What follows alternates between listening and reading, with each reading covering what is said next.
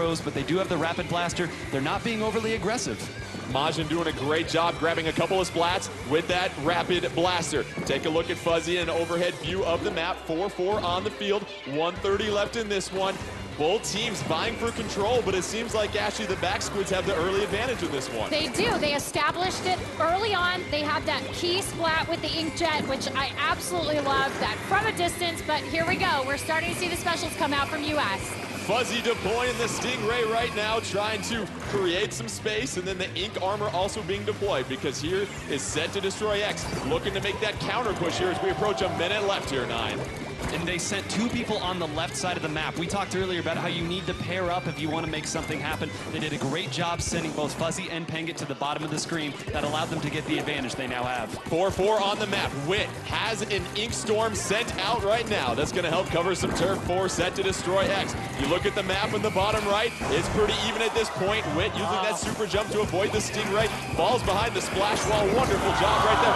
Oh, but another splat for Splat. It's 2-1 though at this point here, 9. Here's where Set to Destroy X can make their push. But if you are the back squids, this is when you gotta hold things down. There's not gonna be a lot of time for either side to build up their specials yet. It's all about holding on. You hear the crowd coming to a roar. Set to Destroy X moving to the top of the screen. This is their play.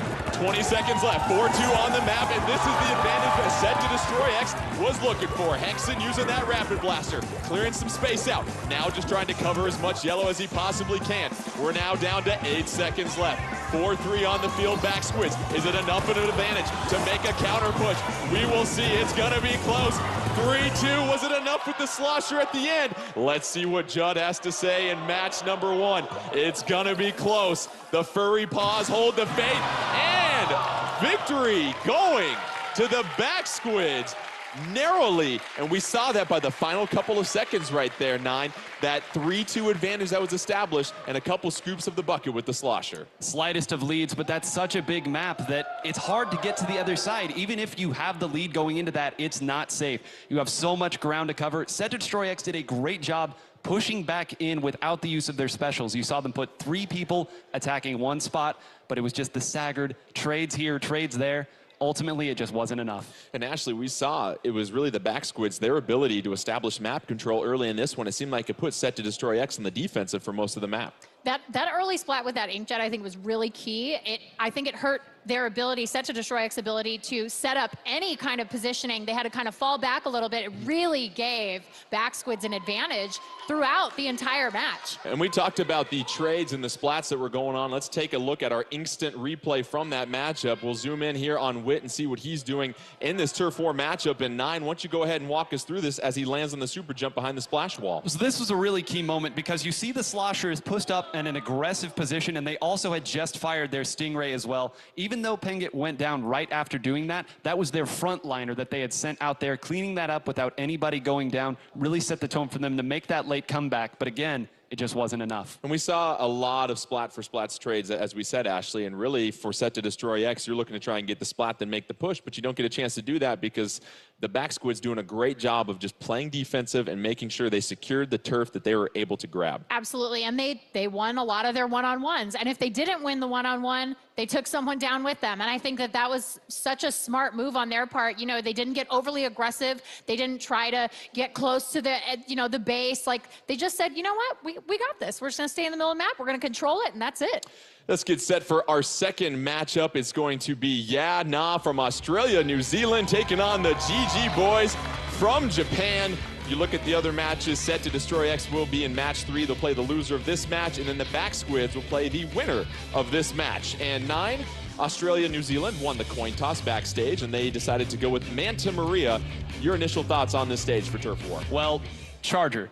I don't know if Latias will be using that here today, but Manta Maria is such a well-balanced map. If you want to use a long-range weapon, you can go up to the top on that snipe area, the grading, and really make your presence felt. I think the spot they feel very comfortable, and we'll see if it pays off. And it seems like in Manta Maria, if you can get the upper hand and have the higher elevation there, Ashley, your team's going to have a huge advantage. Literally the upper hand. I mean, you've got a lot of verticality in this map. There's not a lot of ground space in the way of, you get to that center really quickly. So if you can get up high, you're definitely going to have an advantage with a slasher. You're going to have an advantage with a charger. You're going to have an advantage with any weapon that's going to put down a lot of ink.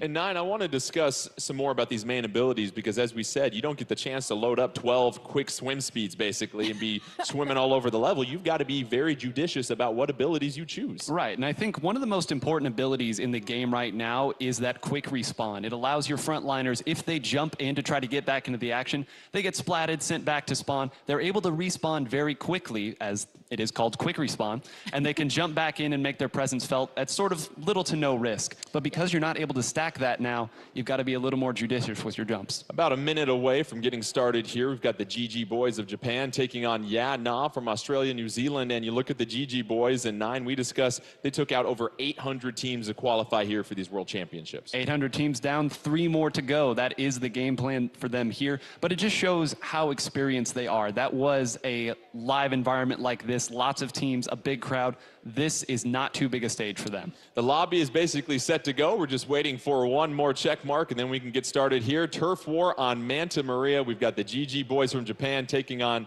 Yeah Nah from Australia, New Zealand. And we remember last year, the Aussies came in and they had quite the upset in Turf War early on, Ashley. They indeed did. We saw a lot of great play from them. And honestly, I'm excited to see what's going to happen right now. Well, let's get it started. Match number 2, GG Boys from Japan. You'll see them in the blue or purple ink, however you portray it.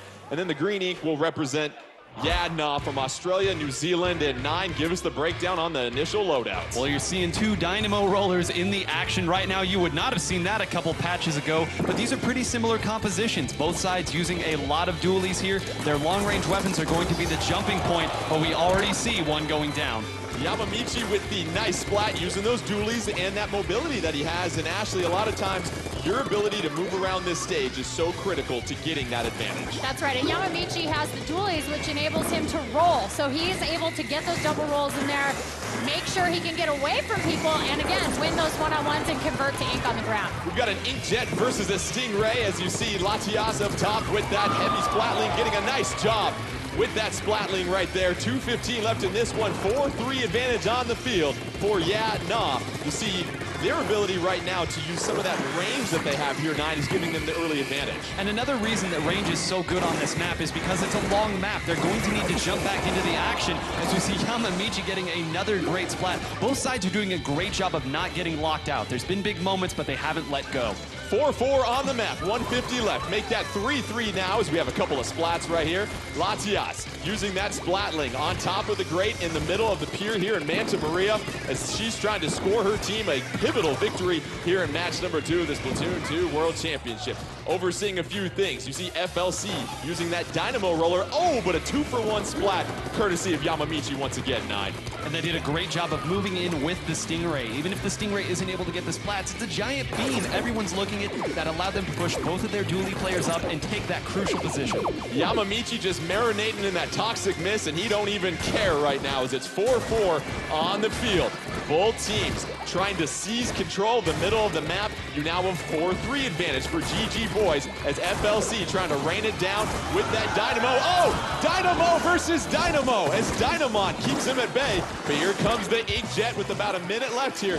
Ashley, what needs to happen with the final push? Well, I think Australia needs to get out there, and Yeah Nah has got to start converting some of these one-on-ones. GG Boys are doing such a great job. They're being so aggressive. They're getting so far ahead that it's really hard for Australia to come around and flank. You see the Ink Storm on port side right now. 35 seconds left in 9. It looks like with the 3-2 advantage, this is an opportunity for the GG Boys to strike. It was, but you see all the frontliners went down just as we were saying that. The last one is Latias holding things down in the middle. She's not going to be able to do all the painting herself. They need to get in and get in quick. 18 seconds left. Ink armor deployed. Nice little overcoat for the GG Boys. Trying to get a few splats. Taiji unable to get the splat over there. You've got a 3-2 advantage on the field right now. 7 seconds left. Can GG Boys get the final push? Looks like they're able to get enough work done before the bell rang. Let's see what happens here as we go ahead and wrap up match number 2 between Japan and Australia, New Zealand. And the results are GG Boys with the victory, and they will move on to match 4 to take on the Back Squids. And so this was an example here, 9, of getting that final push with the last 30 seconds, and we saw that from the GG boys. They got the numbers advantage, and those frontliners were able to advance. And the frontliner versus frontliner battle really was the story there at the end. We said Latias was stranded by herself. It's because too many 1v1 victories coming from the dualies of GG boys, and sometimes that's just how it goes. And we saw Yamamichi with some big-time plays. Let's take a look at some of the action that was going on in this previous match. And you saw him with the dualies. And Ashley, a lot of times if you're one of those frontline players and you're the dualies, it's your job to go out there, get some ink out there, but also get some splats. That's right. I mean, Yamamichi is so aggressive. I love watching him with those dualies. He's absolutely fantastic. Look at the aim with his inkjet. I mean, it was just so much fun to watch him get out there and get those splats. Well, as we get set for our third match, we will have Ya Na from Australia, New Zealand, taking on Set to Destroy X from Team USA. And in order to determine the stage, our available stages left are Arowana Mall and Wahoo World. We will do a coin flip here in just a moment. And you will have Ya Na, since they traveled the furthest here and put the most miles on the airplane to get here, they will get a chance to call the coin. And then, of course, match 4, Back Squids versus the GG boys will have the remaining stage at that point. And it was interesting because we were talking about the Piranha Pit decision for Set to Destroy X here, 9, and they went with Piranha Pit because you eliminated the chargers in that level, but it wasn't able to work out for them. No, it wasn't. And whenever you have a strong long-range threat, you want to pick a map that allows you to encroach on that, some flanking lanes, things that you can just kind of put some pressure on there artificially without having to run up and get them. But like you said, didn't quite work out here, and we saw this matchup last year, too. Well, let's get set for our coin toss here. I believe we have our stagehand on stage set to go. We've got a couple of players for Set to Destroy X getting in the lobby here. Both sides of the coin were shown to Gabe. Gabe made his selection as far as which side will be chosen. And so obviously coin flips, very, very important when it comes to deciding a stage. It's been called. Nice catch. And it is the decision for Australia, New Zealand. They will get a chance to choose the stage. So will it be Arowana Mall or Wahoo World? And any thoughts on what they might be choosing here, Ashley, when you look at what they might be able to do? I mean, if Latias wants to run a charger this time around. We'll see what happens. Yeah. We've got the decision. Gabe has talked to his teammates. Secrets are being shared. They will be going with Arowana Mall will be the next stage decision for I got to add a little drama right there. So let's do a little shopping here. And you look at Arowana Mall and how it's going to play for both these teams. Your thoughts here, 9? It's a great map for anyone who plays a splatling. It's so good. You have those long lanes, and it's a very long map as well, sort of like Manta Maria. We saw what the Stingray can do there. It's all the more powerful here. Extra powerful So here. the winner of this match will be our 3 seed. The loser of this match will be the 4 seed when we go to our best of 5 and some of those ranked modes. So obviously a lot at stake here as players are choosing their weapons and choosing their items. Ashley, anything you might see differently from Set to Destroy X as they get set for their second bout of Turf War? I mean, I think that they're going to be a lot more aggressive in that first 30 seconds. These guys really do a great job of winning those one-on-ones, and I think we're going to see some. I think we might see some revenge play right here, where they're just like, we got to just come out hard and get in there. So I have a feeling we're going to see some very aggressive play. And we've talked a little bit about the specials here, 9, but we saw some ink jets, we saw some ink storms as well too. What else lends itself well to Turf War here? Well, I say those are the big two. If you are not used to Inkjet, you will be very used to Inkjet by the end of this tournament. Inkjet, the most popular special in the game now by a country mile. But I think we might see some Bomb Rush here. We know that one of the Rapid Blasters does have it. But ultimately, a lot of the popular picks right now do have those two specials. And obviously, those specials will play a huge role. We also saw a lot of ink armor going out there as well, too. Armor, yeah. And it seems like what we've seen in the first 2 matches is you want to establish stage control early, but once again, it always comes down to those final 30 seconds and making sure you can get that crucial number advantage. Yep. Let's get set for Turf War, Arowana Mall. We've got Ya Na from Australia, New Zealand, taking on Set to Destroy X from Team USA. Taking a look at the loadouts, and 9, break it down for us here. Well, Set to Destroy X feels like it wasn't the composition that got to them last time. This is exactly what they ran, and it looks like the exact same comp here coming out as well from Ya Na. They like what they saw here. They just feel they need to execute. And obviously, the middle part of the stage is going to play a huge role in this level. Those 2 ramps that meet up to the middle, being able to control and have the high ground here will be a necessity, as we already see Latias with the Stingray. Oh, wow. Again, and that long, skinny map means that those are going to hurt. You see the baller climbing up to the next level. Hexen going to go ahead and take the escort over there, avoiding the curling bomb. But here comes an inkjet down the alleyway, able to get 2 splats right there as the river is flowing at this point here, 9. Yeah, River, that was a really precarious position. Beautiful. If they lost that closed area, it was all going to be rough for them. River being able to get those 2 not only keeps it even, it gives them an advantage. 4-4 on the field, 2 minutes into this one. You look at the bottom right-hand corner of your screen, and you see the slight advantage right now at this point going to Yeah Nah. But both teams fighting for control of that middle area. We see Kyo using that slosher right now, trying to gain an advantage. Misses the splat right there. Oh, avoids some of the ink. Able to get up to the side of the wall right here, is getting some pressure by River, but River, no! River getting splatted by the Rapid Blaster Pro. Hexen coming in and saving his teammate right there, Ashley. Yeah, Hexen really came in and made a play there. And now he's cutting off the lane. He's cutting off that flank right there, and he's just gonna wait for someone to come on by and splat them. Hexen trying to put some pressure on the spawn here. Meanwhile, using that splash wall to provide some protection right now, keep some of the Yeah Nah teammates at bay. Here comes Kyo to provide some backup. That sprinkler popping in. And then you see the squid beacon as well. Oh, Kyo with the splat from up above with the slosher, trying to avoid some of that ink raining down. Has the baller ready to go and gonna ride that all the way up to the ramp. About a minute left here, 4-4 on the field. Kyo trying to be as economical as possible with that baller. And both teams doing a great job here, 9, is staying alive in the final minute. Yep.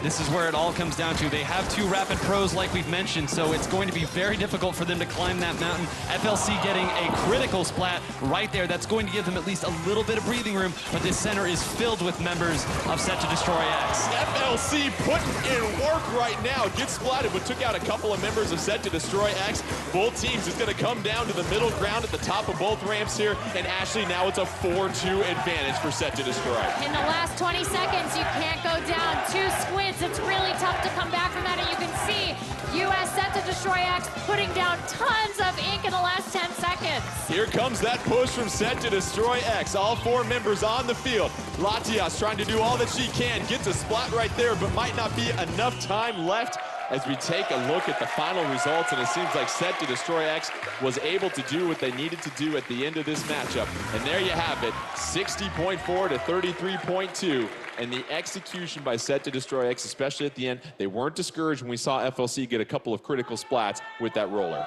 And it's because they knew that the jumps were coming back in. When one of them goes down, when you have a double Rapid Blaster Pro composition, you know that if they come up the middle, they're going to take a lot of chip damage in doing so. You can safely jump in. You saw the wall, using that to allow the team to come up. Just great coordinated play. And what we saw also was the ability to continue to apply that pressure, Ashley. And then finally, as we continue to talk about, it's been the theme of Turf War, getting a couple splats at the end to just even give you the 1 or 2 squid advantage. And then there comes that push, and you don't leave the other team enough time to make a comeback. Yeah, I mean, if you splat 1 squid, that's maybe a swing of about 2 to 5% right in the last even just 10 seconds, depending on what weapon you're using. It might even be more than that. I mean, you could get up to, with 2 people down on the opposing team, you could look at a 15 to 20% swing really quickly. Well, let's take a look back at a couple of critical plays in that match. And 9, why don't you walk us through what we're seeing right here? Well, things really started to go downhill for Yeah Nah when they lost this closed. And that's why earlier I mentioned it was so important that River was able to win this battle, because it really set the tone for the early part of the game. They were not able to make lightning strike twice, however, not able to defend it that second time. And then Hexen up top here going against River, gets the splat on River as the inkjet is deployed. And you know how it is. If you can go ahead and cut into someone special like that, that is a huge momentum turner. Right, and they spend so much time trying to build it up. And that was right after FLC had gotten those 2 awesome splats. If let's see, if Hexen had gone down in that situation, it really would have set the tone for the pushback from Yeah Nah, but able to get the splat that was necessary at that point really kind of shut things down. So Set to Destroy X will take the 3rd seed. Yeah Nah will be the 4th seed as we get set for the semifinals, but we still need to determine who's going to be the 1st and 2nd seed, and we have the Back Squids taking on the GG Boys. The Back Squids with a flawless executed game plan against Set to Destroy X in Piranha Pit. You look at this next map here, Wahoo World, that they will be on. Your thoughts on that map here? This is the map that both teams have the least amount of time with. And so I think that there is some real potential for an upset. So I'm looking forward to seeing how each team kind of handles that map, because it is a little bit different than the other maps that we've kind of played so far. It is a little bit different, and to your point of it being so new, I think these teams are maybe going to go with some safer compositional picks here. They might not go for the, maybe putting Dynamo at a certain position. I know the Dynamon, of course, very good with the Dynamo roller. It's in his name. But when you do that, you have to know the map very well. You have to know where you're comfortable. And if you're not comfortable on a new map, you might have to make a safer pick. And what's interesting is we're seeing all these different abilities being swapped out every single match, and continue to share with us, Nine, some more of these main abilities that we might see, especially when you consider how important the final 30 seconds are. Well, Stealth Jump is very important to get yourself back into the action, but I've heard some of these teams say that Stealth Jump really isn't one of the three they feel they need right now. Special Saver, though. Special Saver, very popular, and as we talked about it, you need your specials in the last 30 seconds. Special Saver, the most economic way to make sure you've got it when you need it. And let's take one more look at the ink pools as we get set for our fourth and final matchup in these ink pools. You see the Back Squids taking on GG Boys in match 4. Set to destroy X, getting the victory over Yeah Not to claim the 3rd seed. Now we just need to figure out who's going to be our top squid as we get set for the semifinals here. Let's pick this up. Wahoo World, Turf War, match 4.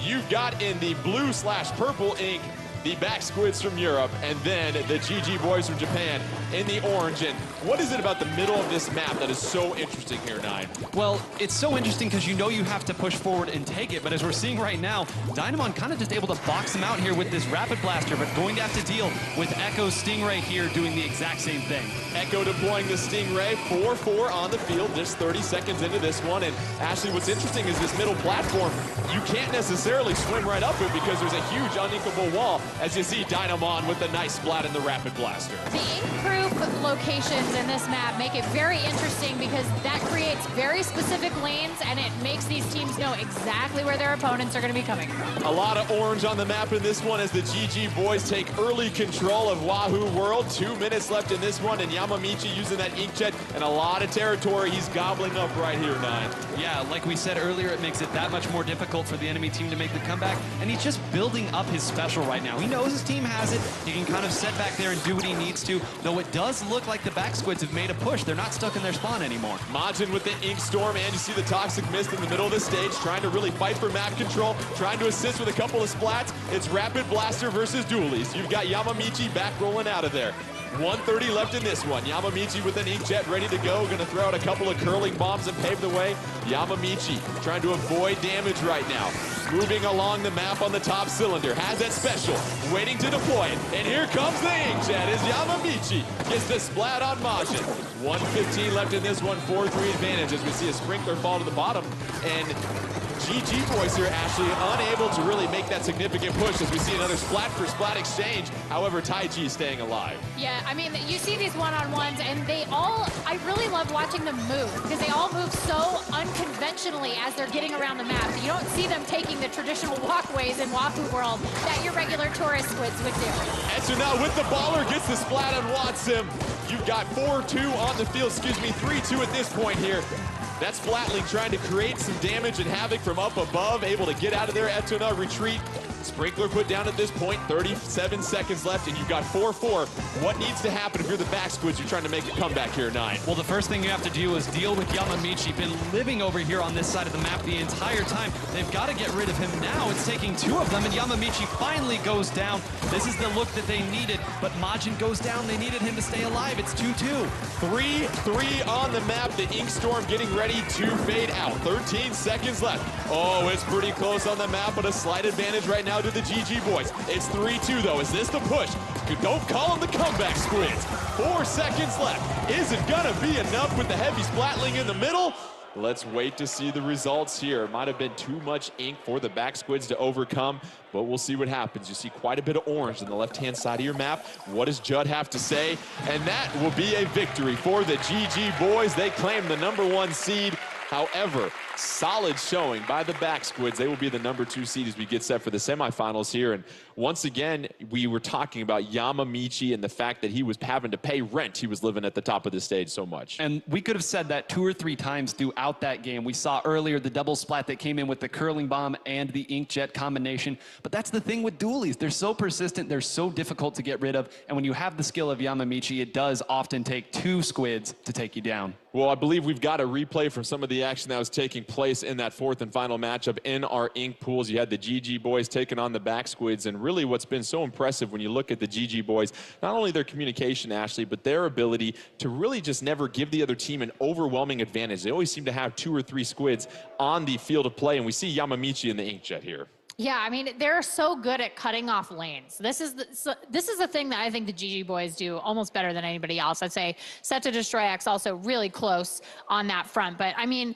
the way that they just find people and say, oh, no, I'm sorry. You won't be coming up this way. Like, we're just going to go ahead and we're going to cancel that.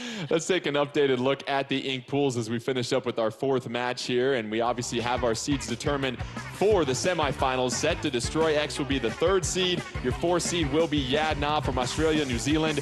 The Back Squids representing Europe, they will be your #2 seed. And the GG boys from Japan, winning both of their matches in the ink pools, will be victorious. And we take a look at the semifinal brackets. It'll be the 1 seed versus the 4 seed. GG boys taking on Na in a best-of-5, and then you'll have the Back Squids facing off against Set to Destroy X. And now we get to some of the ranked modes here, 9, and what changes as we get away from Turf War into some more of these strategic game modes. Well, almost everything changes, to be honest with you here. The one big thing is in this mode, if you make a big push early on, no matter what mode it is, you get to keep those points. It's not a situation where you take a big lead at the beginning and it just goes away. If you're able to make the big push and play defense, you more often than not find yourself winning. Well, you see the map that we have here for the 5 potential games. Splat Zones, Clam Blitz, Tower Control, Rainmaker, and then Tower Control if game 4 and 5 are necessary.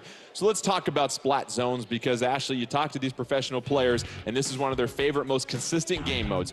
You're going to control a patch of turf, which we like to call Splat Zone, in the center area of the stage for 100 counts. Once your team completely covers the zone with your ink color, your team's timer will begin to decrease. Whichever team has less time left on their timer at the end of the match wins. However, there are penalties that can be employed. That's right. If you have the countdown going and then your Splat Zones are taken over, you get penalized for that. And then it takes even longer to start that countdown over again.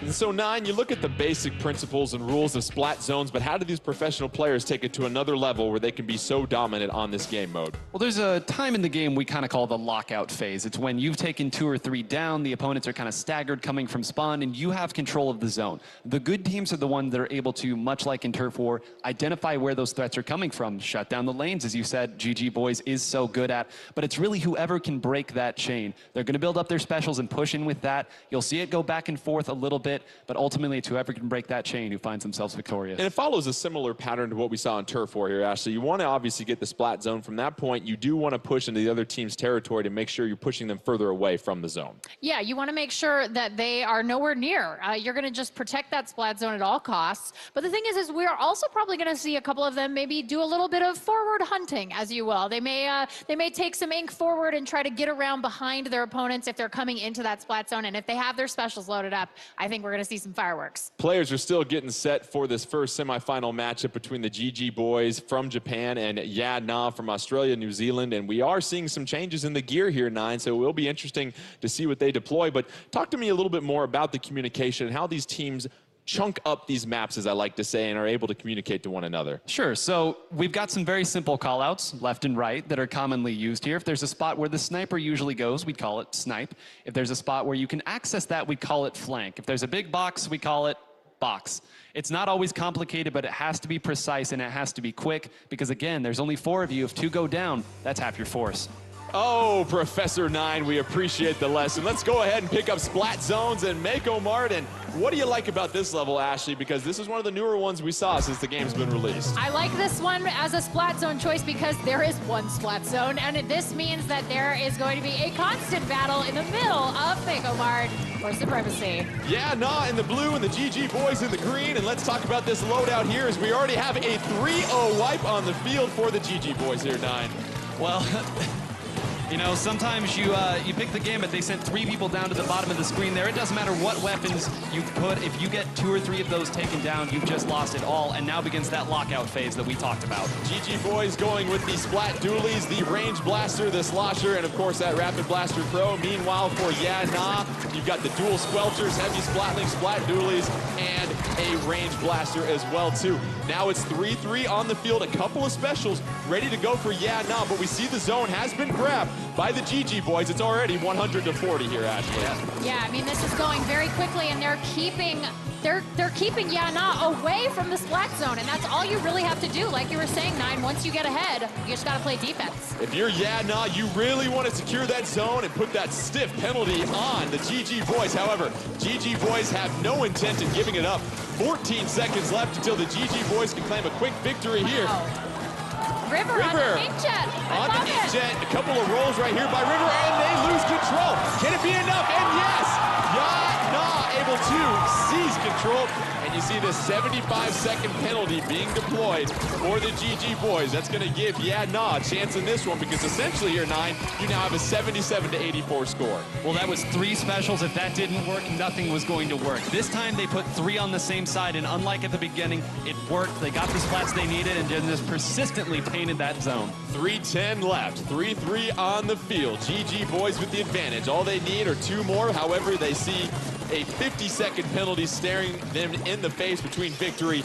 And we look at Latias up top with that heavy splatling. Oh, zone is up for grabs at this point. Oh, Latias able to get the splat on Yamamichi. Here comes the Stingray. Can she rack up a couple more splats? And that does enough map control there, Ashley, to push back the GG Boys. This girl is a beast with long-range weapons. I absolutely love watching her play. She's got that experience from last year, and it shows. She knows exactly what she needs to do to get her team back in control of that splat zone. Latias trying to clean things up on Isle Yeah Nah right now, 60-2. And that timer continues to decrease for Yeah Nah. However, now they have to overcome a penalty as the GG Boys and Yamamichi with that inkjet get back into the game here, Nine. And that is what you see when you have that many specials coming in. We've seen it a couple times now, and we're going to see it a lot. It's really, can you turn aside the opponent's specials as they push in, and how many of you have to go down to make that happen? We're seeing now they're starting to stagger a little bit. I'd like to see them come back in as a group. That custom blaster catching River as he tried to flank. Oh, but another blaster, but then FLC gets put down, and Yamamichi gets splatted. Everybody's getting splatted left and right as we're under 2 minutes left. 3-1 advantage, GG Boys. However, a couple of Yeah Nah bombs already. That auto bomb gonna add more damage at the end, and it's gonna be game for the GG Boys as they clean things up on Mako Mart here, Ashley. You know, one of the things that I noticed that the GG Boys were doing was every time one of their teammates would get splatted, one of them would go hide behind that ink-proof pad in the middle of the cross that was the splat zone so that they could jump in really quickly with cover and then get right back into it. Game 1 going to the GG Boys, and we talk about this game mode here, Nine. It's one of the most difficult ones to mount a comeback in because once you secure that splat zone, not only do you have map control, but now you're scoring and you're forcing the other team just to gain map control before they can even go after the objective. Right, and that's the great point, because the objective is map control. And we talk about map control, how important it is here. It's a little bit more important than all the other map parts of the map that you can take, but it's also really not. You have to find a way to get to it, because if you get too predictable, you're just going to get snuffed out. Let's get set for our second game in this first semifinal matchup between the GG Boys from Japan and Yeah Nah from Australia, New Zealand, and it will be Clam Blitz. And you take a look at this game mode, one of the most recent ones added here, Nine. You're going to toss clams into the enemy basket. First team to score 100 points wins. You can find clams scattered around the stage. If you round up 10 clams, you create a power clam. A power clam is needed to break the basket's barrier. You toss 1 clam in the basket, that's 3 points. You get a power clam in there, that's 20 points. And Ashley, these power clams are going to be all over the stage, and so you have to be very judicious about when you pick those up and when you get a power clam. Definitely. I mean, if you are picking up 1 or 2 clams, maybe you're not as much of a target. But once you start getting into 4, 5, 6, and then, of course, once you have a power clam, you are persona non grata. Everyone's coming for you because they don't want you at their basket. And 9, obviously, if you get a power clam, everyone else on the map can see where you're at. However, there's an advantage to that because if you get splatted, you're not giving a huge help or boost to the opposing team. Right, and you have a lot of clams if you have that power clam. Like you said, it does take 10, and that means that you have enough clams that your opponent probably isn't building one to go up against you. And really, that clam economy is so important. Again, it comes back to map control. If you're covering some clams with your ink, you're able to see them even on your mini-map. You got to make sure you handle that currency on the stage. And Ashley, a lot of times it's more than just having one power clam, because if you have more than one, you're then going to put the focus on the opposing team that they're now going to have to shift to a defensive stance. Absolutely. I mean, you're going to see, if that is the case, you're going to see some fallbacks. You're going to see a lot of defense. I'm guessing maybe we might see a little bit, maybe a tent umbrella. That's what I'm keeping my fingers crossed for. Do you think? 9, do you think there could be a tent umbrella? Probably not. You know, it's more popular than it has been in the past. True. It's more popular. The Bubble's a very powerful special on this mode. People like to combine Bubbles, or the Bubble Blower rather, with the Baller. And that's another really popular special. You run in with that, it gives you a little bit of invulnerability, and it allows your teammates to super jump with those power clams, not even having to get close to it. And the strategy continues to develop for this game mode because it is still fairly fresh. But what we're seeing is most people online are kind of concerned about, well, if I get a power clam, everyone's going to know where I'm at. These players, 9, seem to be so talented. It doesn't matter whether you have a power clam or not. The opposing team knows where you're at. And on top of that, too, whoever holds the power clam, that's a little bit different here when you're at this level as well. A lot of times you'll see the backliners being the one holding it. They're not going to the opponent anyway, so what's the harm in them holding it? It's going to be if they can get their frontliners in front and use that super jump mechanic to jump up there and score that way. We're still working on getting the lobby all set up for these players as they choose their abilities here, and oftentimes you're going to be changing abilities depending on the game mode, so that's what's great for these players. They get a chance to really be flexible for each game mode, Ashley. Yeah, and I mean, of course, every single game mode has its pros and cons for gear and loadouts. Everything that you're picking really can make the difference between winning and losing. And so for a map like, or for a mode like this, you might want something along the lines of, you want to swim fast. You know, you want to make sure you can get that power clam as quickly as possible to the other side of the map, but maybe not so on a different map where it's a little bit smaller and maybe you're in a different game mode. So it's, it could make the difference. Well, let's take another look at the game modes that we'll see here in this best-of-5 matchup between the GG boys from Japan and Yadna from Australia, New Zealand. Game number 1, Splat Zones, that went to the GG boys. Game number 2, Clam Blitz, that's what we're breaking down for y'all right now. Game number 3 will be Tower Control, and if necessary, Game 4 will move to Rainmaker, and then if we get our treat here, which I hope we do, we get a Game 5, that will be Tower Control as well too. And you look at the different types of communication that goes on here, 9, and not only is it telling your teammates where everybody else is, but what else are they communicating during Clam Blitz to make sure that they can make those coordinated pushes on the opposition? Well, I think the biggest thing that at this level you're looking for is you see when the enemy has power clams, so you don't need to call out those anymore. Everyone on the map can see it. What's important is to identify the front liner, to identify where that special might come from. You need to keep track at the top of the screen, see who has their special, see if someone has a baller, because the only way that you can stop that is really to be preemptive.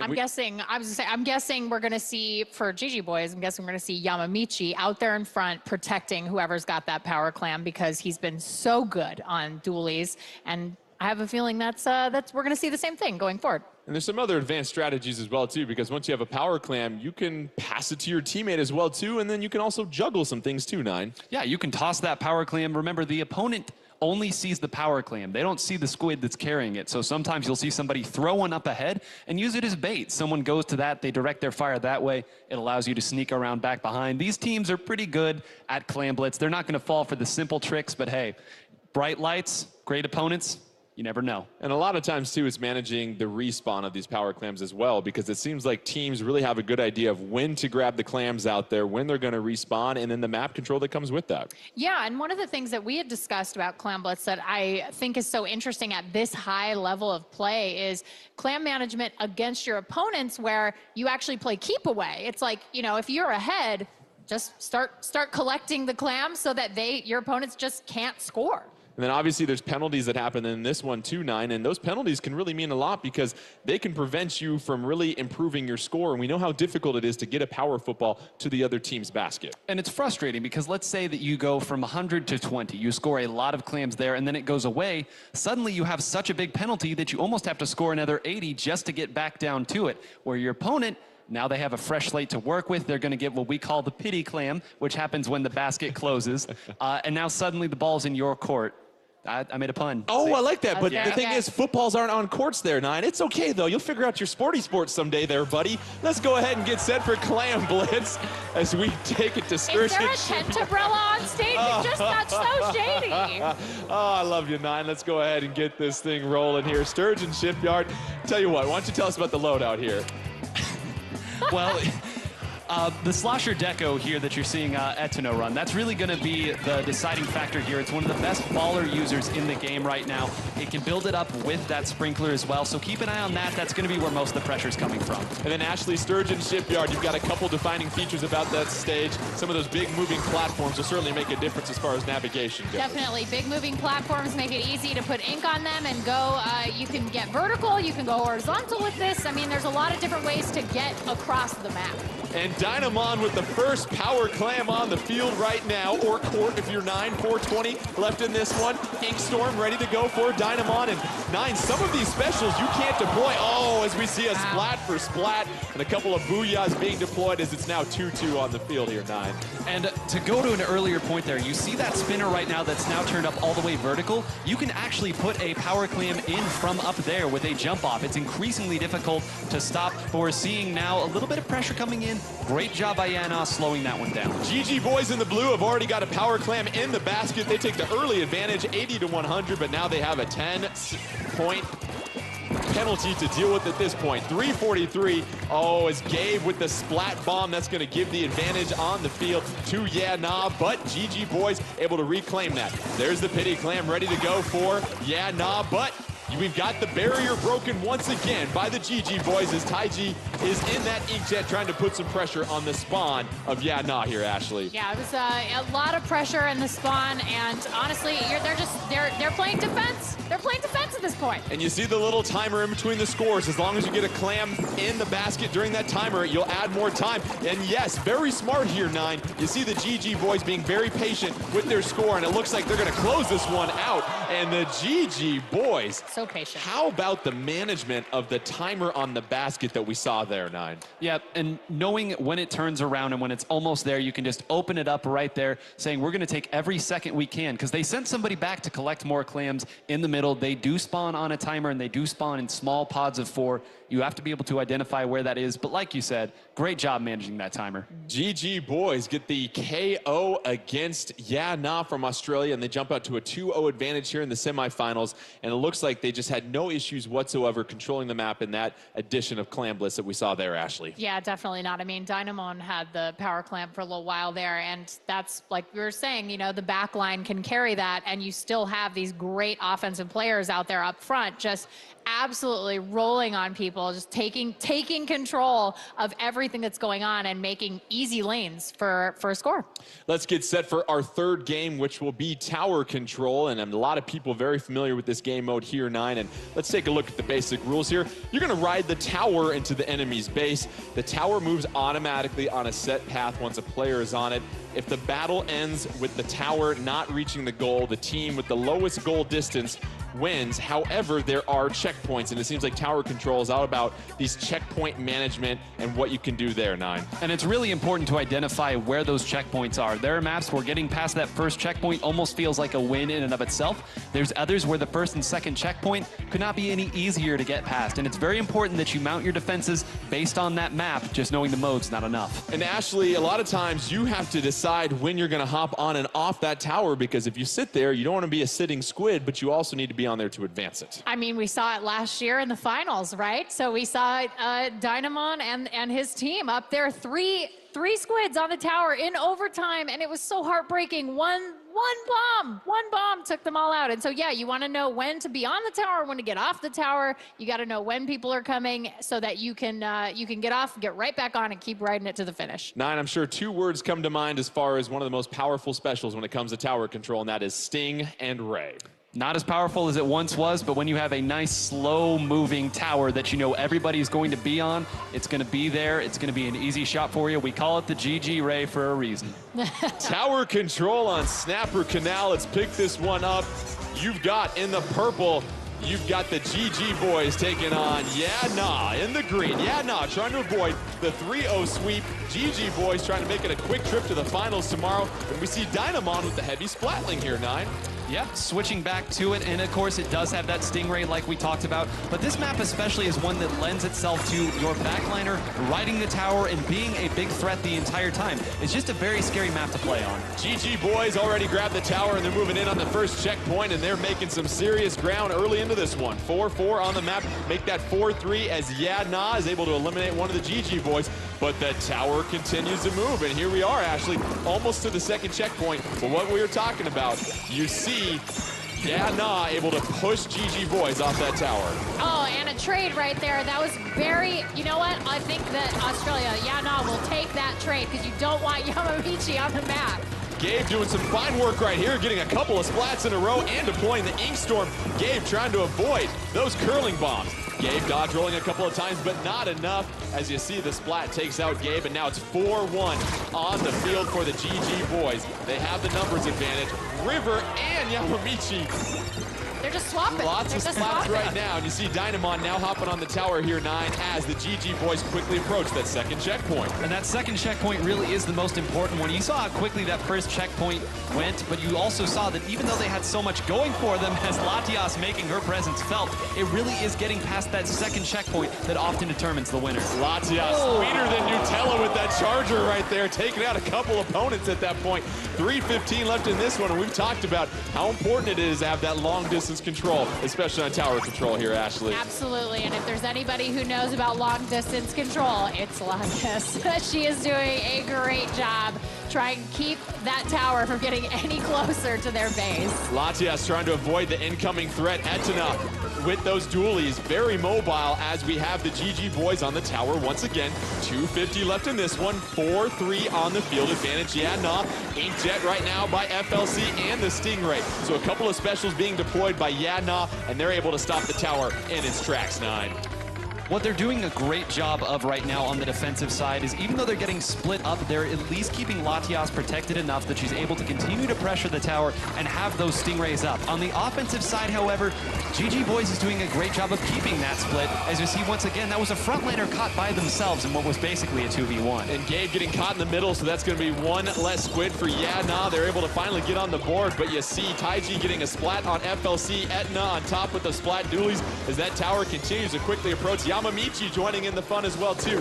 Throwing in a couple of curling bombs, and here comes Latias trying to play some backline security for Yeah Nah as they try to stave off elimination in this third game. But now it's 4-3 on the map, and it seems like the GG boys are just relentless here, Ashley. They are absolutely relentless. You can see they're doing everything in their power to take Latias out of the game. That is the one thing that I think they're going to want as they get closer and closer to the finish. Dynamon using that Stingray on the tower, able to push it to the third and final checkpoint here, and now you've got your whole team really pushing Yeah Nah deep into their spawn here, Nine, as we look to see the GG boys close things out. 2 seconds left, and that will do it for the GG boys.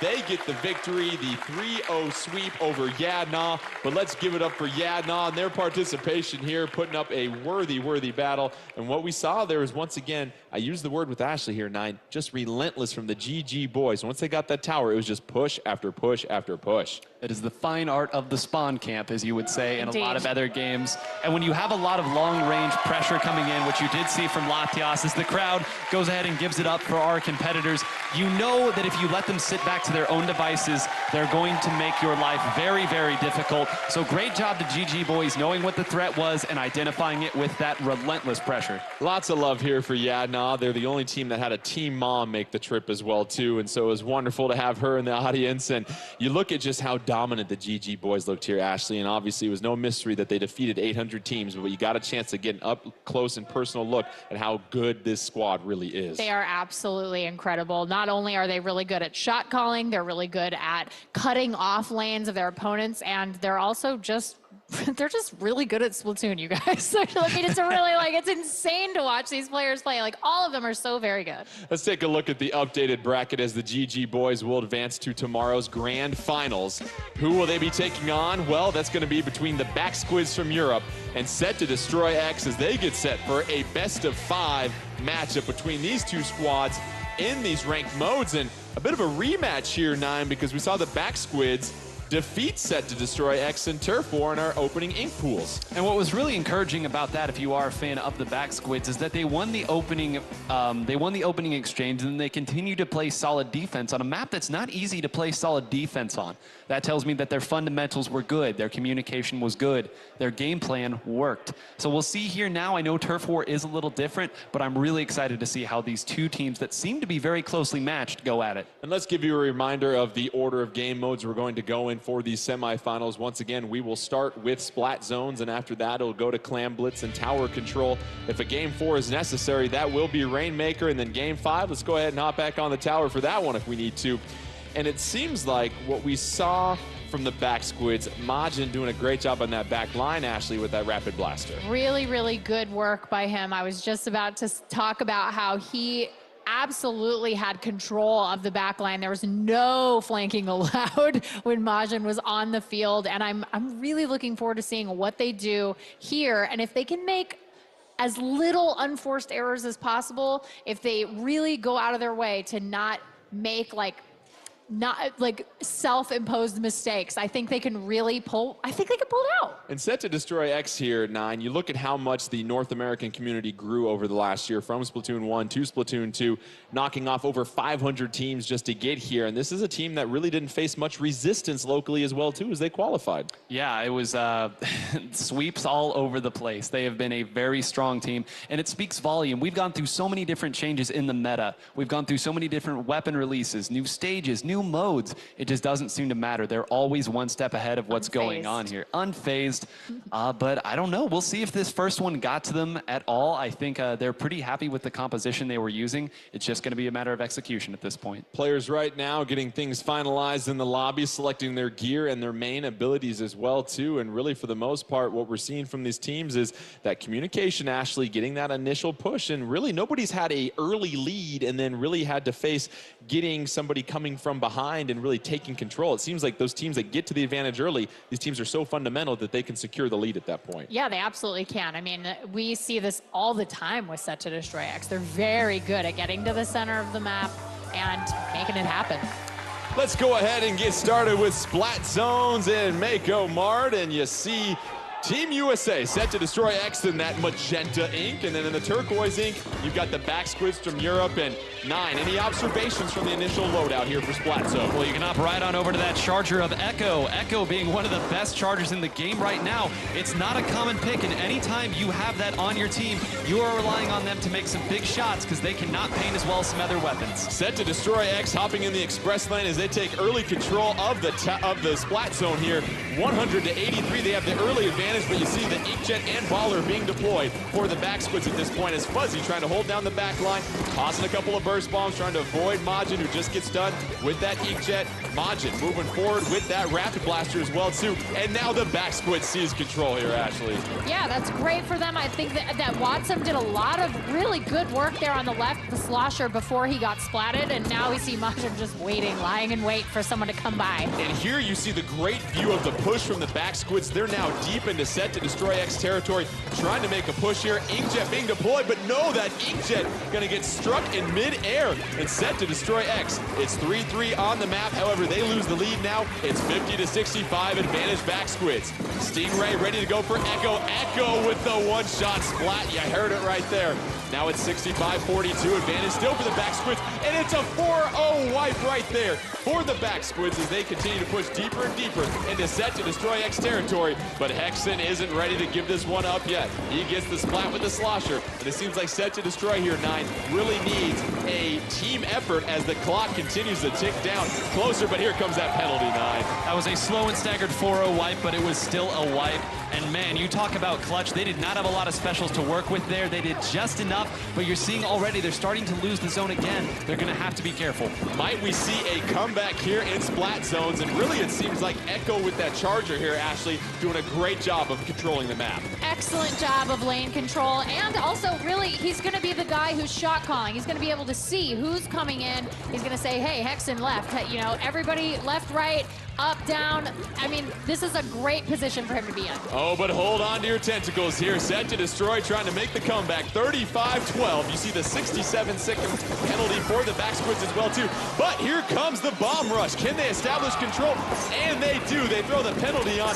Majin getting the splat, but that's a splat for splat as Kyo also. That Ink Storm helping out Set to Destroy X. It's now 2-2 on the field, 9. Looks like the back Squids trying to cut deep into that penalty here. Fuzzy going to use this bomb rush a little bit preemptively, try to allow his team to come back in. He knows that they used 2 specials there and still lost that exchange, so he's going to have to give them an avenue back in, and it works just as intended. Set to Destroy X. They get control of the zone once again. 2 minutes left, and Fuzzy was a beast, wasn't he? Getting the splat right there. 30-12, penalty ticking down for Set to Destroy. 4-4 on the field. Tightly contested match right now as Watson with the splat and the slosher. And here comes the Stingray as back Squids try to take control. And we have a baller set to go for Watson as well too here, actually.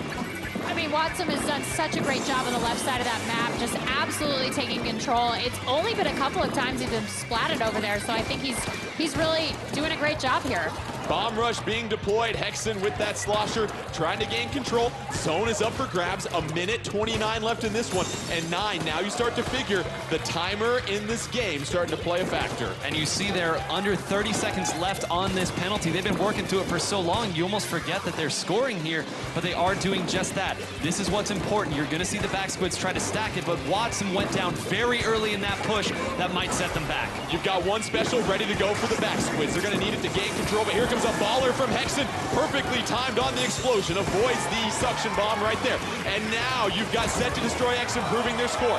It's trying to get equal, but no, zone is up for grab. Can it be regained by either team? And yes, Set to Destroy X grabs it. It's a 4-0 wipe for them as they make a push. 3 seconds away from taking the lead. The chance of USA fueling this comeback for Set to Destroy X. 3 seconds left. Will they do it? And yes, we see our first comeback in Splat Zones and Set to Destroy X. Ashley using that 4-0 wipe at the perfect moment to take control of this game. I mean, it really is. It's a matter of seconds before things can change. And I honestly think back Squids were doing a really good job of controlling Set to Destroy X, keeping them out of that splat zone, but it just wasn't enough. And honestly, Hexen's shot calling really, I think, made the difference here. It was great for them to, whenever you have an opponent pushing at you with 3 specials, almost every time we saw that zone flip all the way back. It was a back and forth endeavor. But we talked about it. Who can break that cycle? Who can break that chain? You have to identify where those specials are coming from very quick. That's exactly what they did. And once the 3 specials didn't flip it back the other way, you kind of got the sense that STDX had it. Well, let's take a look at a couple key turning points in this matchup. And you were talking about it right there, 9. The use of the specials. And what are we seeing here? A minute left. It looked like this is really when Set to Destroy X took control of everything. That's when all the specials have been used like that. And great job there by Pengit staying alive. Remember, when you go down, it paints the zone, and Pengit was standing in the back of that zone. That might have been enough to allow Echo to position a little bit better here. Some icing on the cake there at Kaito as he desperately tried to get back to that zone. But again, it really was their ability to kind of thrust aside those specials as they came in. What I liked about Wit right there, Ashley, is an understanding of the opponent's weapon. You're charging in with that rapid blaster, but you realize you've got the range advantage. I don't need to close the gap. Let me create some more distance. The timer is my friend at this point. Of course, and if they get splatted inside the splat zone, all the better, because because that's just more ink for your team on the ground, keeping you in control. And we saw Echo using that Charger 9, and as we look back at some of his play, it looked very impressive as far as their ability, the back squids, to control the map early on. Take us through what we're seeing with Echo. Well, whenever you get a snipe, that generally means that you're, one, in a good position to make it happen, and two, it just is a complete momentum shift here. Again, that inkjet going down very quickly, quite important because that was a special that was used in an aggressive position. You see that snipe right there, Hex in the front liner. We talk how important it is for frontliners to be able to push back deep, but that really pushed that one aside, allowed that splat on Kyo to be opened up, but it all started with that snipe. And an absolutely thrilling matchup as we saw lead changes left and right. I think it's just an appetizer of what's to be expected between these two squads. Now we go ahead and change gears to Clamblitz for both of these teams. We got to see a little early addition as the GG boys took on Yeah Nah. Anything differently we might see from that early matchup, because it seemed like the GG boys got up to the early lead and then they really kept that pressure on Yeah Nah. I assume it'll be the same story in this. That's what both sides are going to be aiming to do. I imagine we'll see pretty similar compositions. The one thing that's interesting to me is what Echo is going to go here, because long range can thrive on this map, but don't be surprised if he goes with a different weapon, and he did, hopping over to that blaster for a little bit more pressure. Let's get things started on Sturgeon Shipyard Clamblitz. You've got in the turquoise the back squids of Europe, and then in the orange, you're going to be going with Set to Destroy X. They've got a one-game lead on the back squids. Oh, 3-1 already. Hexen trying to put in some work at the slosher, and that's a splat for a splat, but now it's 2-0 on the field, Set to Destroy X, and those clams are up for grabs as Set to Destroy trying to take an early advantage here. And now it's all about managing map control in this little courtyard. It seems like, Ashley, the teams that have success there are really going to dominate this mode. Yeah, and you're going to be able to use those rotating pieces of the map to really do that. You can use it as cover. You can use it as a way to get in. Like Nine was saying, you can score from there. So these rotating pieces of the map are going to be so key for these two teams. An inkjet ready to go for Kaito. Neither team with a power claim at this point. Oh, but the splat in mid-air by Kyo. And that's a splat for a splat you'll take all day, Nine, when you take out a special, especially the inkjet. And it also gave them a 3-1 lead as Penguin going to get another trade, but again, they're in an aggressive position. Not all trades are created equal here. You see they're going to the top to try to slow it down, and Kaito getting an important splat right there. Another trade. Both sides are trying to establish control of this lower area before they make their big push, but neither side is giving it away for free. Kyo and Hexen going down, and right now we just have a lot of splats exchanging sides. No team able to really put any pressure on with a power clam, and that just goes to show you how evenly matched these two teams seem to be early on in this semifinal. Oh, Majin putting in work once again with that Rapid Blaster Pro. And you've got a special in the Baller being deployed, and then an Ink Storm, as it seems like momentum starting to shift here, Ashley. I mean, yeah, this is a really good chance. You've got the Ink Storm coming in. It's going to slow down STDX. It's going to enable EU back squids to get in there and hopefully score some goals. Majin's got a couple of clams away from a power clam, and that's the first one that breaks the barrier, and now it's open. It's all about tossing those clams in, but great defensive push here, Nine. And so there's something, so we talked about that pity clam earlier. You don't have to build up any clams to do so. They're going to charge in here as quickly as they can because they got that 4-0 wipe. If they're able to take out these frontliners right here, which it looks like they were able to get a couple of them here, this lead might go away instantly. Watson, you see, exchanging the splat right there. Here comes Wit with the football, trying to find an open basket, but Wit unable to avoid the ink and gets caught.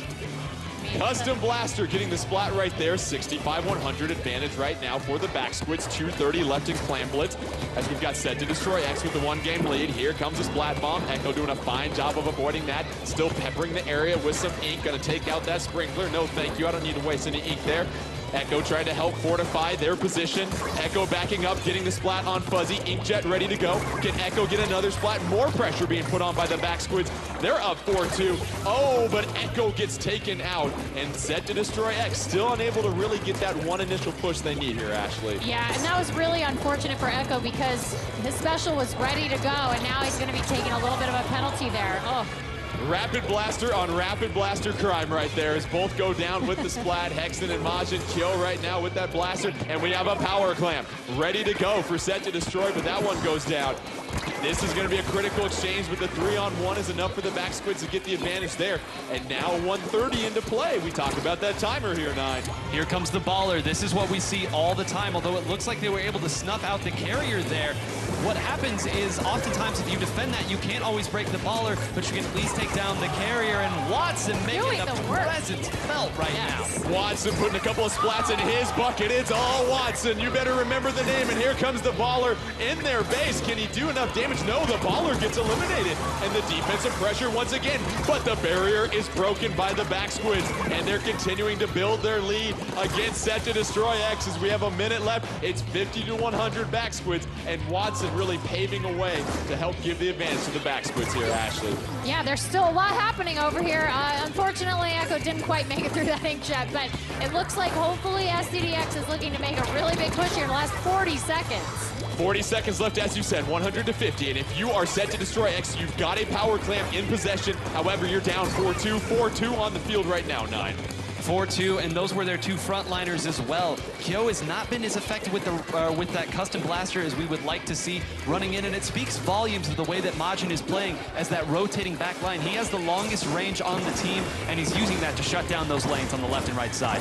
13 seconds left. This most likely will go into overtime, and as you know here, 9, it just takes a couple of power clams and you can make a comeback when you're down 50. Is there going to be enough time and enough clams on the field for Set to Destroy to mount to come back? And that is it. The back squids holding things down on Clam Blitz. We saw a couple of those aggressive pushes, and you see the emotion on their faces and the communication. This is a team that came here with high hopes, and they are delivering early on, 9. And in a mode like Clam Blitz, so often we say Clam Blitz is the most volatile, but that was just fundamentals winning over and over, knowing how to push up and being able to identify Penget, who had an incredible game there on that Rapid Blaster Pro. You have to be able to move them if you're going to make any pushes. Great job to them all around. And you see the emotion from the back squids. Let's look at that tear that Watson went on early in this one to help build the advantage for the back squids. You see a minute 30 left, and 9, go ahead and walk us through this sloshing action we're going to see. Well, it started off screen. You see there at the left side that the carrier of that power clam had already went down, so that baller was kind of a moot point. Watson knows that he can rush up. That baller is no longer a threat. It's not heading his way, running right up, using that incredible fall-off damage that the Slosher class does have, and just making it look so easy. I promise it's not, but hey, great players make great plays. Watson with 3 splats, and they were able to get another power clam into the goal. They built the 50-point lead, and it was too much for Set to Destroy X. In fact, you look at the defense here, and my goodness, Ashley, they were able to keep Set to Destroy X from even getting on the board that matchup. Yeah, they almost kept them entirely from that courtyard where their goal was. So that was incredible defense. And as 9 was saying earlier, I mean, in a mode like Clam Blitz, if you can get ahead early, play defense, defense wins the championship, you know? Now we shift gears. Look at you with the sport references. You learned a lot over the last year. I like you right there, Ashley. We're going to get set for tower control on Snapper Canal, and you figure in tower control it's some of the similar things. A lot of blasters here, 9. That Stingray is important on that slow-moving tower, but also in Snapper Canal it's an interesting level because there are some pitfalls, and you have to be very good with your maneuverability in this stage. And I think the GG boys and actually showed us pretty much exactly how you would like to play this. The long-range threats are going to be there. They're going to be able to put the pressure on the tower, so it's up to those frontliners to find a way to get in and pressure them, not let them have their way. And you look at the sub-weapons that are going to be used in here, and obviously a lot of bombs, and the splat bombs, suction bombs can be very important, but what about the toxic mist? We're seeing that from some teams as well, too, here, 9. Yeah, you throw it there, and especially on here, you know everyone's going to be around the tower. You toss it there, it just makes it that much more difficult for them to maneuver around.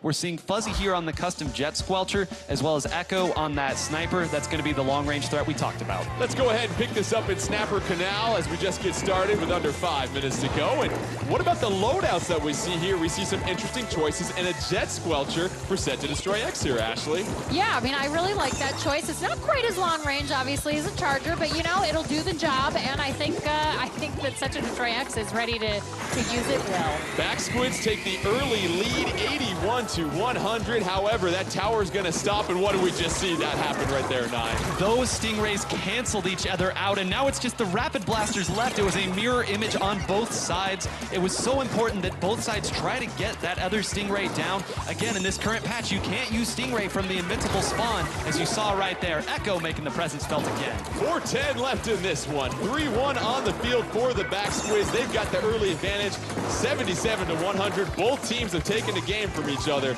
as we see once again the Back Squids hopping on the tower, and now they're starting to cut into that first checkpoint, doing a great job of really applying that long-range pressure once again, Ashley. However, Fuzzy really leading the charge for all 4 Set to Destroy X players as they get the wipe. Yeah, oof, that was rough. I mean, you have Echo on the tower there, and that's not really the best positioning for him. You want him to be a little bit farther in the back line, kind of taking care of business. 88-74, the advantage right now for Back Squids, but it looks like that lead might change. Fuzzy trying to hold on, but oh, here comes the baller. It gets busted off.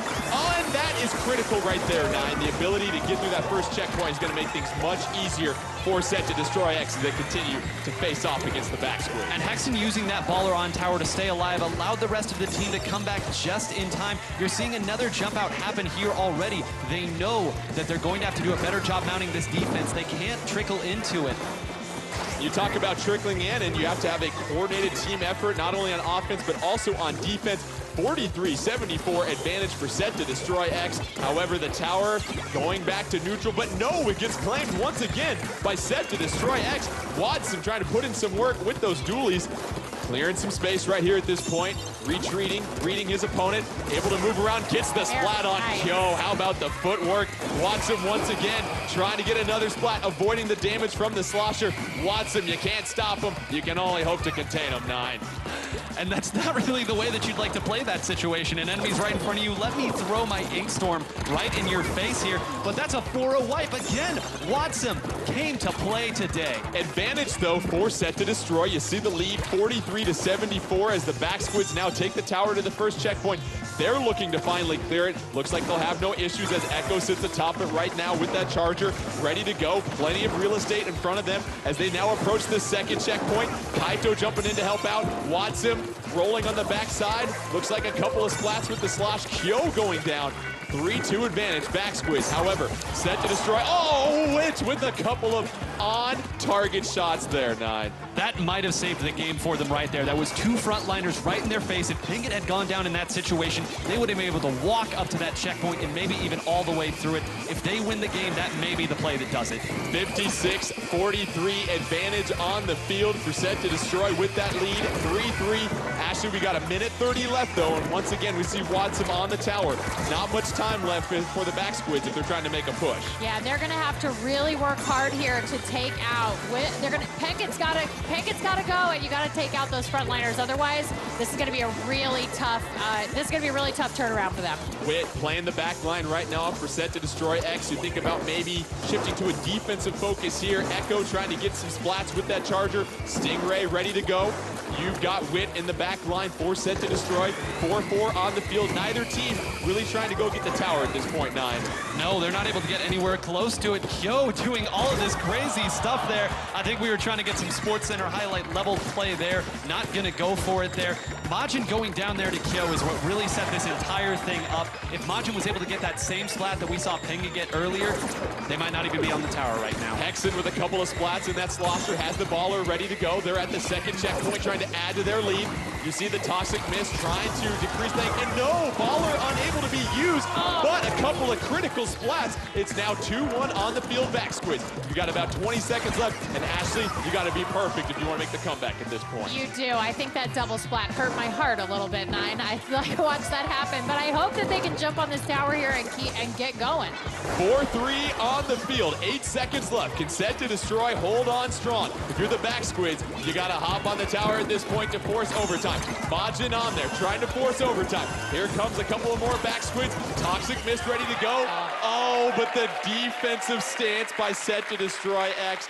They're able to respond and take back another game. They now have the 2-1 advantage here, 9. Just enough defense there, held it on, knowing that at the very end, you just need to put a tiny piece of your body on that tower, and the game registers it as going the other way. But man, That was a lot closer than the final score indicated. It really was, and that's what we're seeing from both of these teams here, Ashley, is the fact that it's that initial push, but you aren't having much luck securing the game at that point. These other teams are making great comebacks, and what we saw from Set to Destroy X, just enough pressure late in the game to keep the back squids from mounting a comeback. Absolutely, and I think there was some really good special management in about the last minute or so of the game. They really took their time, made wise decisions on when to utilize those specials, and of course, if you happen to have, I don't know, if you happen to have your special right at the end there and you can shoot it right at the tower, all the better. And I'm glad that you mentioned that because there kind of becomes a game of cat and mouse in that situation. You look up, you see that your opponent has the Stingray, and you having your Stingray says, okay, I can't fire this first because if they shoot that Stingray at the tower,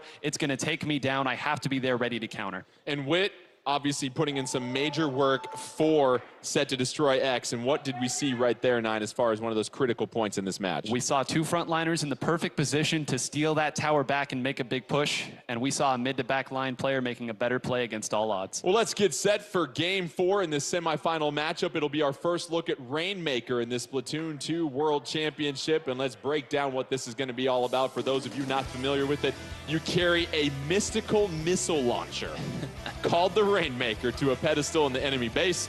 The Rainmaker is initially located in the center of the stage and is protected by a barrier. If the battle ends without a KO, the team with the lowest goal distance will win. And Ashley, you talk about a game that takes a lot of communication. You look at Rainmaker and everything that can happen with it. That's right. I mean, you really have to be talking to your opponents, especially the designated Rainmaker carrier. It needs to know exactly where everybody else is and how they can help propel their team to victory. And Nine, map knowledge is always very important no matter what game mode, but it seems like in Rainmaker, every map is going to have an obvious route for the Rainmaker, but there's also that one little detour you can make where you can really take out a large chunk of your score. And shot calling so important here. When you pick up that Rainmaker, you have to know then and there, we're going this way, we're going left, we're going right up the middle, we're taking this path, that path, because if you hesitate, the opponent gains special meter when you are holding the Rainmaker. You know if you take too long, they're going to throw as many specials as they can, and everyone on the map can see that Rainmaker. Players in the lobby making their final adjustments as we get set for Rainmaker. Game 4, Set to Destroy X taking on the back squids. What's at stake? Well, Set to Destroy X is victorious. They will face off against the GG boys in our grand finals tomorrow. Back squids trying to force a game 5 and extend this semifinal matchup.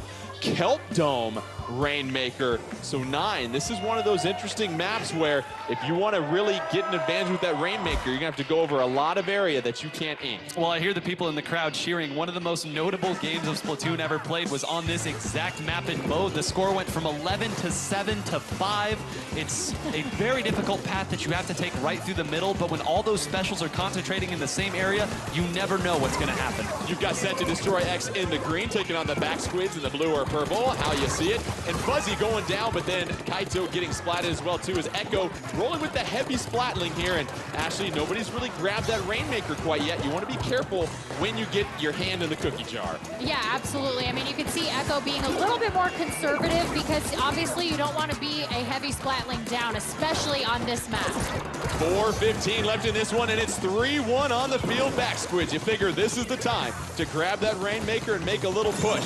And they've got it in their possession. You've got an Ink Storm and a Baller being deployed as well too. And that's that communication we've talked about here, Nine. And you see back squids really trying to have a coordinated effort as Majin hanging out in the back with a little bit of protection and that Rainmaker.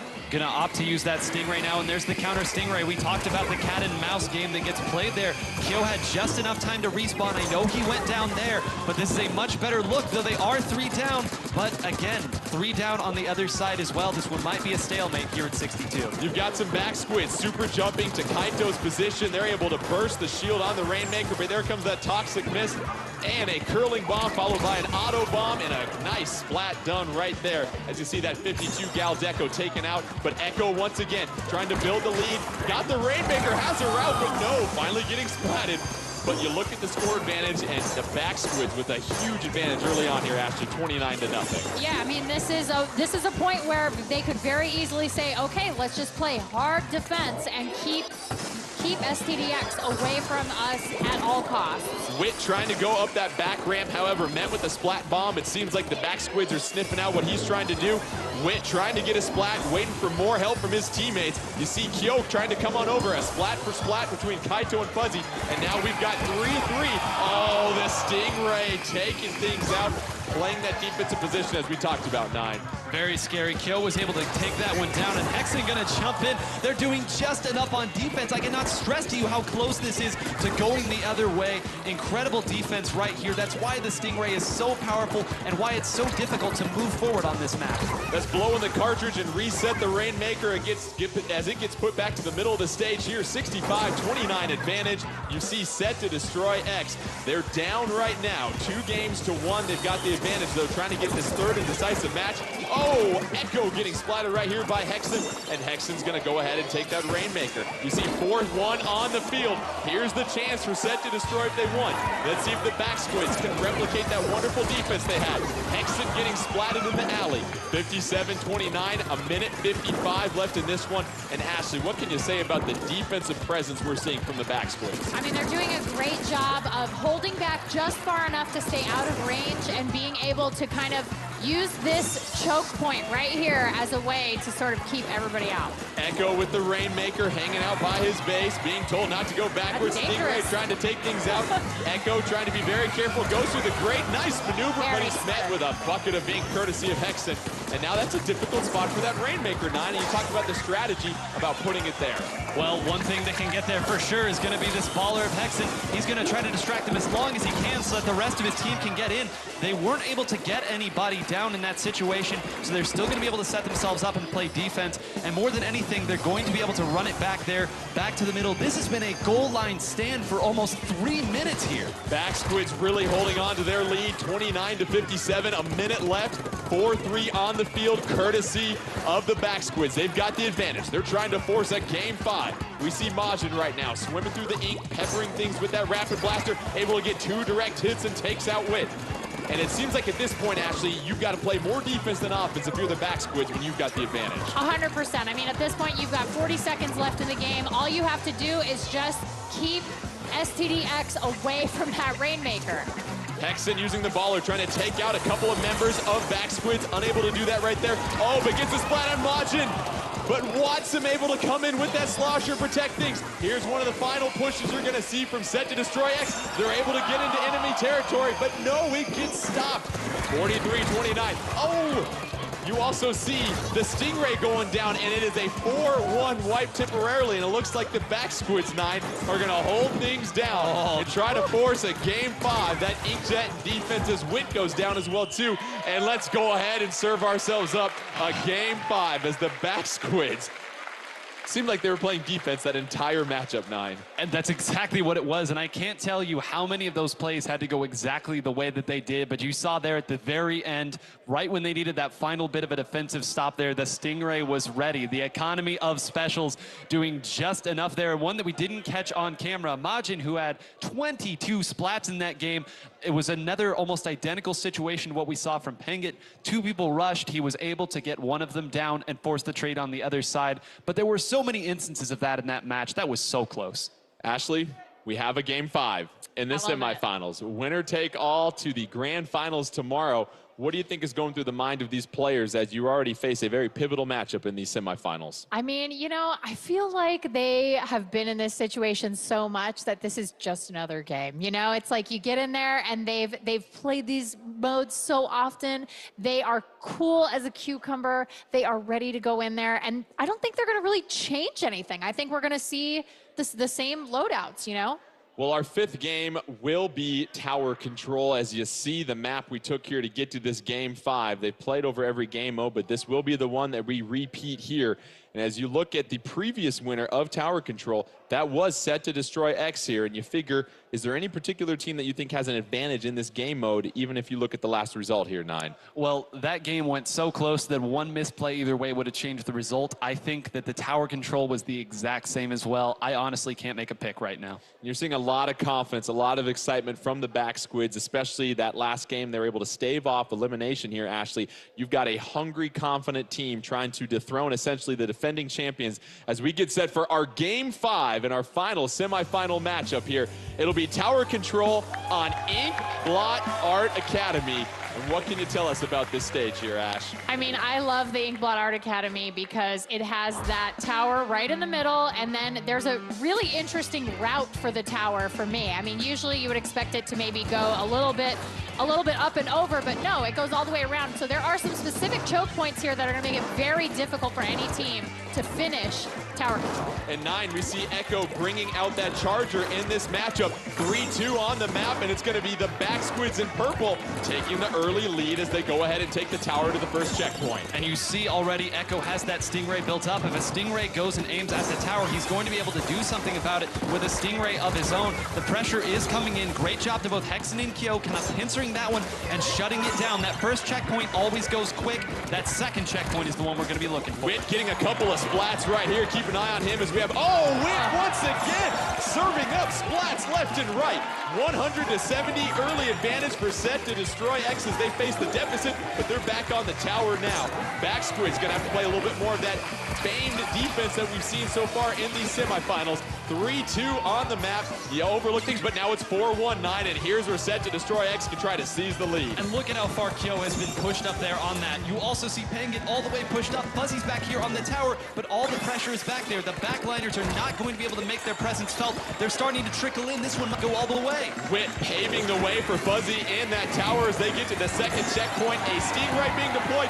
2-2 as we see a couple of members of Set to Destroy X go down, but his buddies are going to come and join him on the tower. Fuzzy hopping off the tower, gets the splat. Oh, but Echo with the snipe, and that's going to go ahead and clear things out, and it looks like you got a defensive stance by the back squids. However, Ashley, Set to Destroy X, the damage is done. They took the lead. Indeed. I mean, and now it's going to take them even longer to just get to the middle of the map, which means they're just going to have to face off right in the center before they can make any progress. Here come the back squids, though. They've got 2 specials charged up and all 4 of their players on the map. Set to Destroy. They got to get a couple of specials ready to go if they want to play some defense. Tower getting reset, though. Stingray ready for Echo. Is Echo going to sit on the tower and use it? We've got a couple of members for Set to Destroy X with the higher ground. Echo hopping off the tower as they get set to approach the second checkpoint. It's now 4-2-9. This is a chance where the back squids can put that offensive pressure on. This is very scary. 3 people down. They're going to get through this checkpoint pretty easily here. That Stingray got taken down there. The counter Stingray coming in. Majin's got to get on the tower right now. So huge. That's going to be the lead. Another 2 go down. They're starting to trickle in. Kaito pushed up. Is this really going to happen? Majin with the splat. It's 4-3 on the field. Third checkpoint reached by the back squids. They're trying to score a big upset, but they get defended upon. Set to Destroy X trying to push that tower back. 2:13 left in this one. Auto bomb trying to chase out. Splat here by Kyo. 4-3 on the field. Kyo trying to pave some way, trying to take out that charger of Echoes, trying to do some map control. Kyo with a couple of inkjet being deployed, gets the splat, and now you've got the tower moving. 4-3 advantage for Set to Destroy here. Kyo is an absolute machine. He took 3 people out. Then he went into the back line and started taking people out with that inkjet. He has not been splatted in about 30 seconds, which is a huge deal. And there he goes. He's down for the game. It's 3-2 on the map. Set to Destroy X on the tower. They're trying to get to that third and final checkpoint. They've got to get to 18 and tie things up. It's 4-4 on the map. Fuzzy trying to ride it. Fuzzy hopping off the tower. They got to ride it for a couple more seconds. Oh, but it gets cleared. The defensive stance by the back squids as they essentially wipe out Set to Destroy X and 9. That might have been their best opportunity to map it back. That was their best opportunity. 20 points, and I'm running out of words right now. I'm running out of breath. I can't even pronounce my R's correctly right now.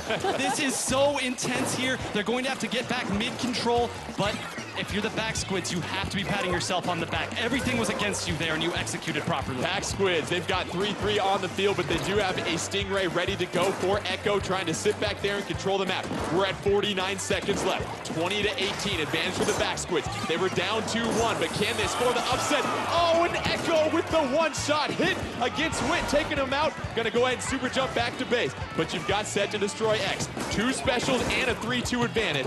Kyo trying to pave some way. It's going to come down to this, folks. 30 seconds left here, 9. What needs to be executed? The Stingray coming out here, but it's coming out here as well, and the Stingray is now done. They're going to need to get somebody else down there. It's going to be the baller coming in as well. The last one is Kyo. Can Kyo save the game? And it's Watsum once again. Watsum doing all things necessary to protect the house. 10 seconds left. Tower being taken back to the middle. Will this be the end for Set to Destroy X? Will the Back Squids find their way in the championships? And it's in overtime at this point. Tower in the middle, it's not enough. And the Back Squids come from behind. 2-1 to get the victory. We've got controllers and cords flying everywhere as the victory goes to the Back Squids. They find themselves in the grand finals as they get set to take on the GG boys. And how about the defensive presence we saw throughout that match there, 9? Clutch. That is the one word. I could say so many words right now, but clutch is the only one. I mean, you see it right here, the emotion coming out from the Back Squids there, knowing how very close that was, how many times they had to execute perfectly, and they did just enough to get those wins. They weren't pretty, but they still go in the win column. And Ashley, we try to catch our breath here from everything we just saw. How about that moment when you thought Set to Destroy X was going to overcome and take the lead, but you get the perfect defensive stance? And what else can you say about Watsum and what he was able to do? Watsum on that slosher was an absolute beast. I mean, that was just great play by him. And again, with them having so much experience at this level, it enabled them to not panic. When they were just 2 beats away from getting the lead, they kept their calm, they did their job, and that let them win. And you see the joy and the emotion. How about a round of applause for Set to Destroy X? Some very exciting games that we had here. But 9, let's take a look at a couple of replays that really decided this match. And you talk about back and forth and 2 teams that were really playing on an equal level throughout this entire semifinal. What are we seeing here as we almost saw the lead change? Well, exactly that. We almost saw the lead change here once again. Set to Destroy X did everything right. Hexen pushed up with that baller, but you saw there the Inkjet come in, did just enough to push the baller back that gave them enough room to push up there as they wanted to. Watsum came in and cleaned up right there at the end. Kyo almost single-handedly brought that game back for them, put them in that great spot. But again, great players make great plays. And when it's a game that's like that, you just can't identify one play. Competitive greatness, bringing your best when your best is needed, and Watsum and the Back Squids able to do that. They will find themselves in the finals against the GG boys. But let's go ahead and bring out the rest of our other teams that participated today, and the man himself, Mr. Nogami.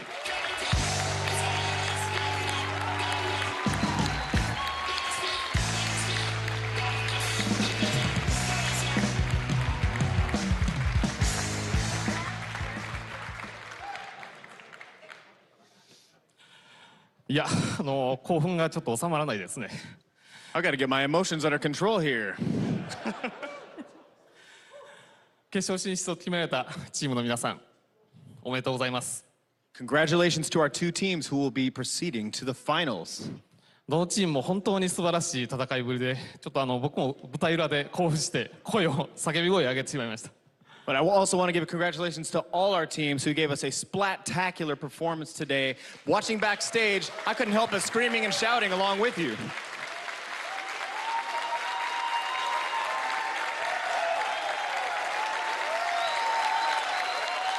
ありがとうございます。サンキュ